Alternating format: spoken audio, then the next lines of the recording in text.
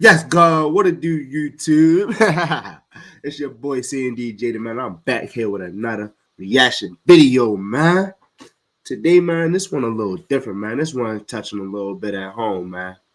Today, man, we got Lord X, man. How Baltimore biggest drug kingpin got busted, bro. Man, I ain't gonna lie. This actually a surprise for me, bro, because whole time I'm thinking bro was home. You feel me?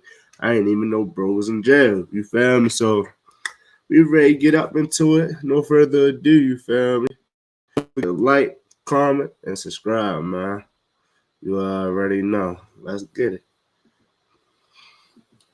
A city reeling from decades of drug wars. On its gritty streets, young Xavier Johnson, later known as Lord X, came of age. Born in 1990, Johnson grew up amid the high-rise projects and stoop-lined blocks of southwest Baltimore. Authorities later described places like Cherry Hill as being terrorized for years by gangs selling heroin, cocaine, and fentanyl. Into this world of entrenched poverty and crime, Xavier found a voice through rap. By the mid-2010s, Johnson had adopted the stage name Lord X and begun recording music about the life he knew.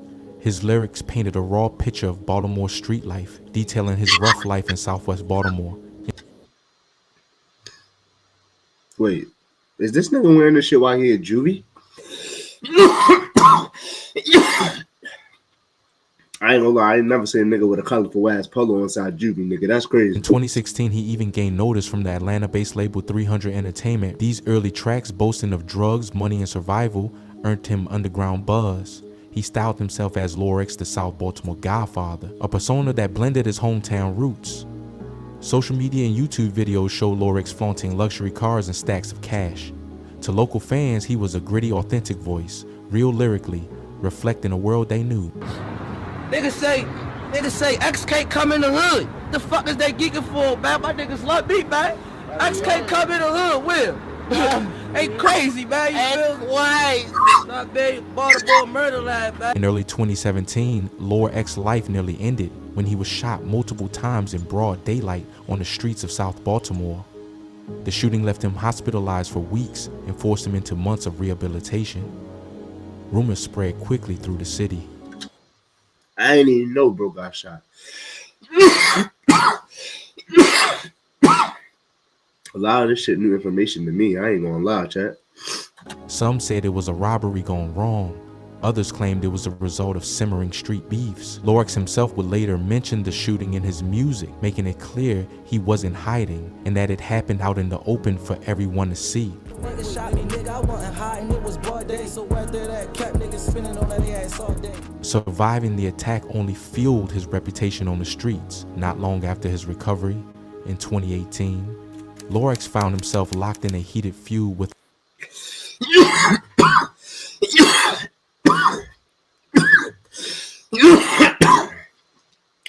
Now this shit is funny as shit. The fact that y'all bring up YD Sosa, oh my gosh, yo. This shit made me funny as a bitch. I hope they show the fucking beefs. another South Baltimore rapper, Whiny Sosa, a beef that played out in diss tracks, threats, and rumors of more violence simmering just below the surface. Huffin, what you on my dick for, yo? Oh my God, bro. Why Why is it? real shit, yo? What you on my dick for, yo? You ready to drop a song or something? You getting on here talking about the wrong shit? Where your paperwork at? Where you try here?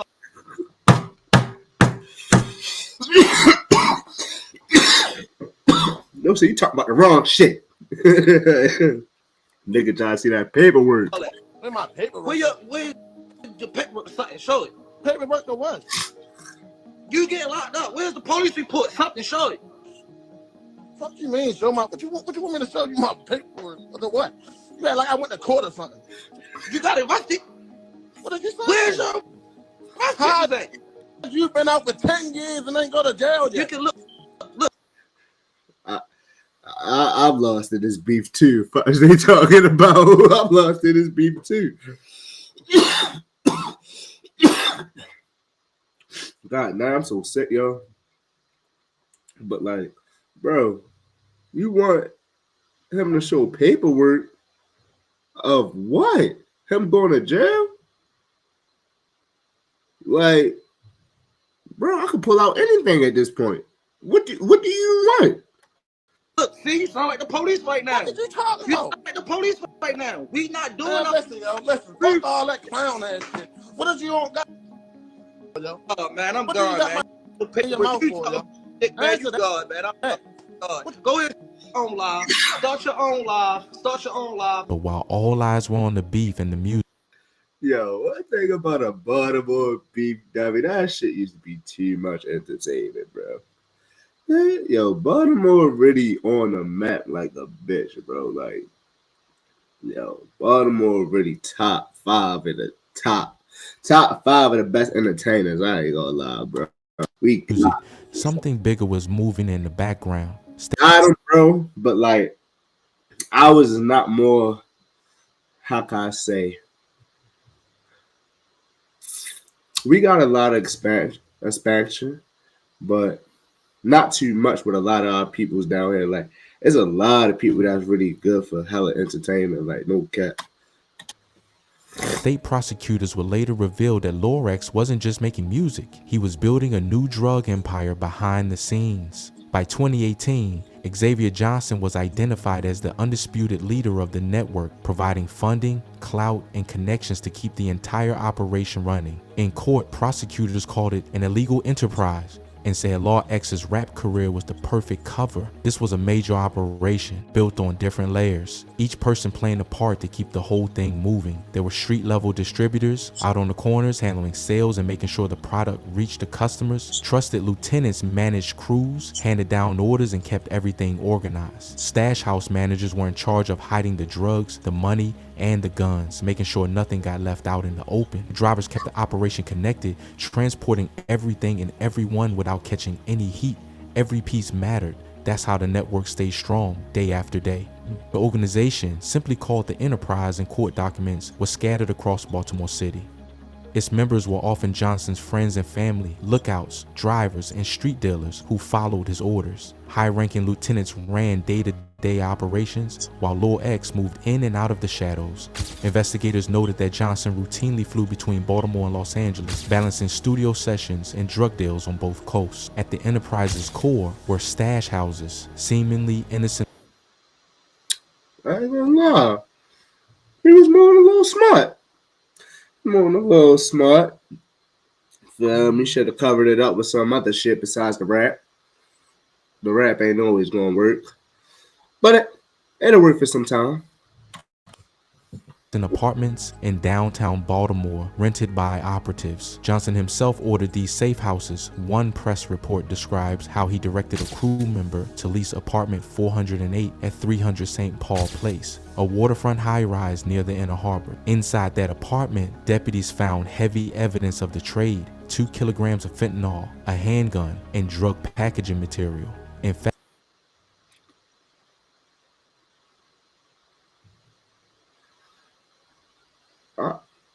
See, like, I do so much reaction videos. I don't even know if I should be surprised or not. Like,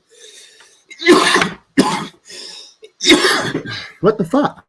backed. Prosecutors say Johnson's crew maintained multiple stash houses around the city, all stocked with kilos of fentanyl, packaged heroin, and firearms. Nearly all of the drugs they moved proved to be deadly fentanyl, or a mix of fentanyl with other opioids. According to So that's that stepped on shit. Oh, I was giving that people that bull. Damn, gang. Hell no. the Maryland's Attorney General, these quantities Hell of no. fentanyl alone could kill 4 million people, enough to cripple the entire Baltimore metro area. Nah, this nigga evil. This nigga evil as hell, y'all. He evil. He was trying to take them niggas out. Bro, look how many fans he got there, though, bro. I ain't gonna lie. You got... I'm gonna call him Zach. Y'all see Zach on the right side in front of that house right there? Yeah, Zach just there to be there. I ain't gonna lie. You can just tell Zach ass just there to be there. He don't know what the fuck the music video for. He just there to be there. He like auntie hair shit. I'ma just be here. Fuck it. In music videos and on social media, Lorex openly bragged about this life. He and his associates used the internet to broadcast, promote, and advertise their hustle. Johnson had turned his persona into a criminal brand. Even his rap stage name doubled as the gang's nickname. For outsiders, it may have looked like a flashy rap career, but police say every lyric was real to his streets. Meanwhile, the enterprise quietly supplied drugs to dozens of dealers throughout Baltimore. Veteran detectives compared Lorex's outfit to other famous city crews. Not an unorganized mob, but a tightly run operation that recalled the notorious Hillside gang that once terrorized Cherry Hill with heroin and violence. Johnson's empire only grew after early 2019. One high-profile member was Gerald G.J. Brown, a former Frederick Douglass High basketball star. Brown helped run one downtown stash house, but tragedy would follow. According to prosecutors,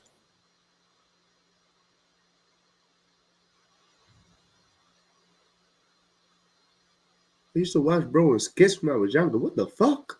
God damn, you see the shit? You see the shit? Damn, that's tough. Brown said he was not going to go down after police raided that apartment, and days later, on June 7, 2019, Brown was shot and killed in West Baltimore. Brown's murder was later listed by investigators as one of the gang's known violent acts. By late 2019, Johnson's group had attracted intense law enforcement attention. An eviction notice in November 2019 led sheriff's deputies to discover large amounts of fentanyl hidden inside a tenant's home. This was the key that unlocked the case. Over months of wiretaps and undercover buys, state and federal investigators mapped out the enterprise's network. They watched Lorex make pickup. Yo, one thing about Baltimore, bro, the feds be out this bitch heavy, bro. Like, I started realizing that shit a long time ago, bro. Like, when I realized a lot of these niggas' cases been getting dropped by the state just so that the feds could pick that shit up, bro. And, bro, it don't even be no serious shit, bro. But trust me, nigga, if the feds want you, nigga, that state gonna drop that shit fast as hell, gang. Runs, oversee stash house swaps, and order deliveries. Officers noted that Lorex's signature broadcasts of gang signs, cryptic messages on Instagram coincided with raids and drug drops. Then, in October 2020, the net finally closed in. In a major raid reported by TV News, detectives arrested Xavier Johnson along with 18 alleged members of his crew on a 42-count indictment. They seized stacks of cash, 9 kilograms of fentanyl, heroin, and multiple handguns. Johnson was charged under Maryland's new anti-gang laws as the leader of the conspiracy. Overnight, the South Baltimore Godfather's free reign was I didn't even know it was a new law. over. Baltimore streets had seen many player-turned poets, but Lorex's story was stranger than fiction. As police gathered evidence, the line between rap and crime blurred into one chilling tale of ambition and betrayal. Feeling good today. We in the trap. You know my pop, dude. Whatever you pull out, you can have it, bro. You pull everything out. I ain't even gonna look. You pull it out. You got my belt? 10. You can have that. I'm feeling good today, man. Go in my pocket. Go in my pocket. Go in my pocket. Pull out one bill, you can have it. Just one bill. You pull out more than one bill, you can have it. Go ahead. Go in my Don't say you pull out one. Don't say you pull out more than one bill and smack you. Real life, though. pocket. Pull out one bill, you can have it. Just one bill. One bill, you can have it. One bill, you can have it. Them fiends reaching in that Christmas bag. Whoop, let me get that. Yeah, all right, shit. You know what? I'm gonna go around the corner. They're gonna grab me some. Send out one bill, boy. Just go ahead. Just, you feeling good? We get back to the community day. Just go out pocket. You pull out one bill. You pull out more than one bill. 10. Oh, excuse me. All right. You good. You feeling good in the trenches today. Yay! Violence and armed showdowns followed.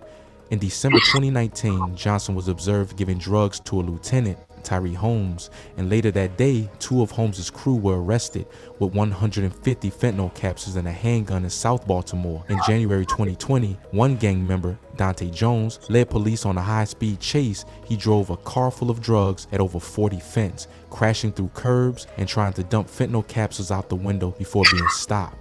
Just weeks later, after another stash house raid, Johnson reportedly handed a pistol to an associate, a teenager named Jamontaz Mitchell, and then both men fled into the building to hide. These incidents showed Johnson's crew using firearms and daring escapes to protect their operation. By early 2020, police pressure intensified. On March 7, 2020, officers executed multiple search warrants on locations tied to Johnson's gang. At one address, 2801 Mulberry Street, an associate named Terry Jones was found with a stolen handgun and thousands of dollars in drug sales cash. In the same sweep, another stash site at 2819 Mulberry yielded 4.7 kilograms of drugs, mostly fentanyl mixtures, along with hazmat suits and drug packaging equipment. These Nigga, this is top 10 next level shit.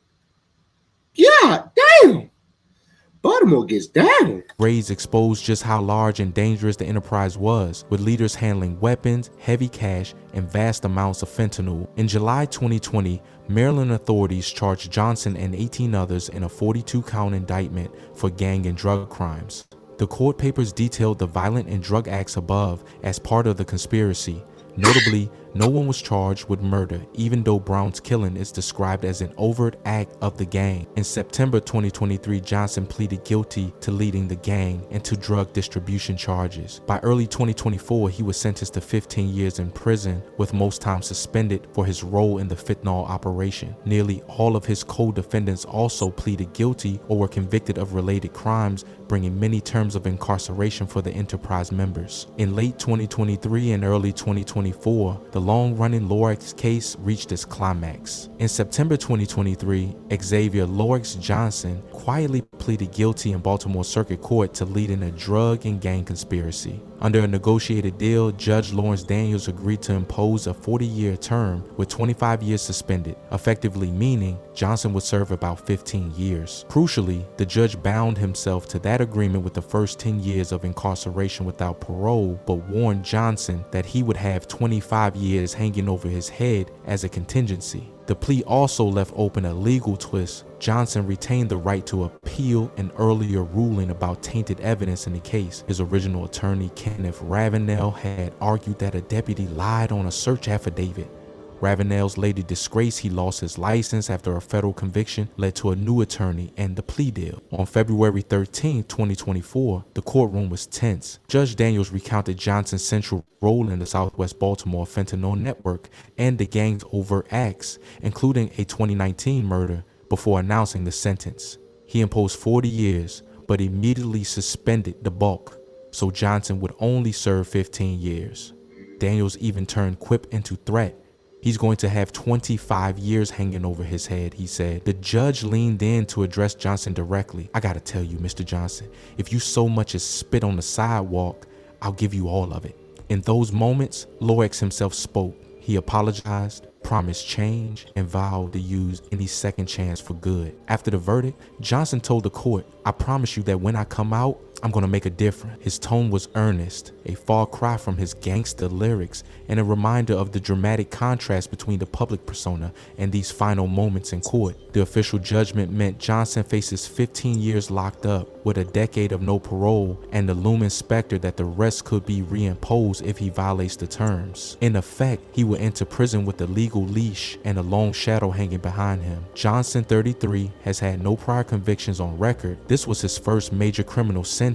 There were no other speakers at sentencing, no family testimonials, no victim statements were reported, and prosecutors simply affirmed the agreement. Johnson's new lawyer, John Cox, did not dispute the facts. All indications are that Johnson accepted this fate to avoid trial. As Johnson was led out of court, the long saga of the Lorex case, nearly 4 years in the making, seemed to conclude, but eyes quickly turned to the unanswered questions. Notably, prosecutors never charged Johnson with the 2019 murder of Gerald Brown, the local basketball star whose killing had been linked to Johnson's crew. Media reports noted that Brown's shooting was listed as one of the gang's overt acts in the indictment, but Johnson escaped murder charges. On the courthouse steps, a hushed question hung in the air. Would investigators ever fully explain Brown's death or Johnson's exact role? That question, plus talk of Johnson's suspended sentence, fueled rumors that he might have cooperated to some degree, though none of that was ever confirmed in open court. Meanwhile, none of the other co-defendants got similar public attention.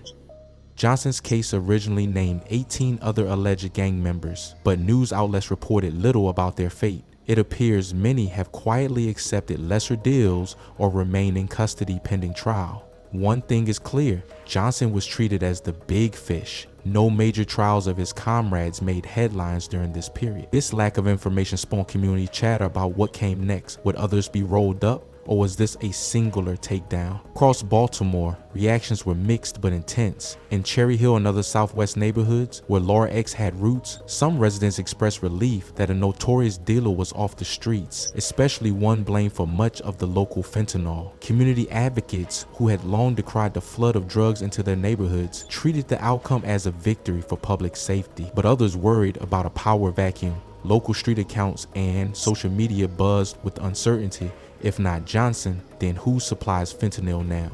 Some older residents sighed that while justice was served in this one case, the underlying problems, addiction, poverty, violence, remained. In the Baltimore rap scene, the mood was somber. Peers of Lorex in the local hip-hop community offered condolences and cautionary words rather than celebrations. A few tweeted the judge's quote about the suspended 25 years and Johnson's promise to make a difference, reflecting on how precarious the path can be. No major Baltimore rap star publicly defended Johnson's actions, but neither did they simply villainize him. Instead, many used the news to raise awareness about addiction and the cycle of violence in the city. On Instagram and Twitter, hashtags like Free Lorax and South Baltimore Godfather began trending among fans and friends, blending support with heartbreak. One telling Instagram post by a promoter noted how Lorax's gritty journey from the streets had made him a local star, a reminder of how closely his music and street life were intertwined.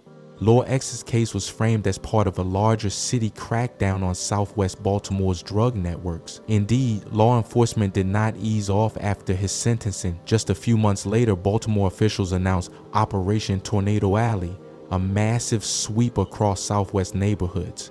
In November 2024, police and federal agents charged nearly 40 more individuals for trafficking fentanyl, heroin, and guns in the same general area. State's Attorney Ivan Bates hailed these takedowns as a significant victory that should send a message that Baltimore will not tolerate the street-level narcotics trade.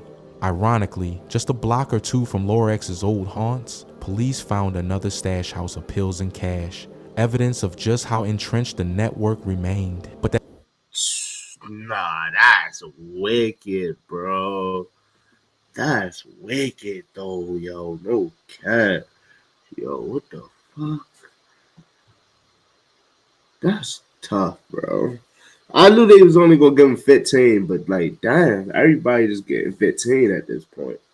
But hey, if you made it this far in the video, don't forget to like, comment, subscribe, man. I love y'all, man. I'm out of here.